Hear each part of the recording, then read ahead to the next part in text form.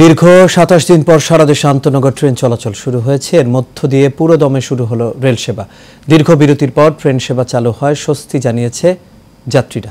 এই চিমিত রিপোর্টে দেখুন বিস্তারিত। একটানা ২৭ দিন বন্ধ থাকার পর আজ থেকে সারা দেশে আন্তনগর ট্রেন চলাচল শুরু হয়েছে। ভোর থেকে দেশের বিভিন্ন গন্তব্যে শিডিউল মেনে ঢাকা থেকে ছেড়ে যায় আন্তনগর ট্রেন। তবে রেল স্টেশনে তেমন যাত্রী ভিড় দেখা যায়নি।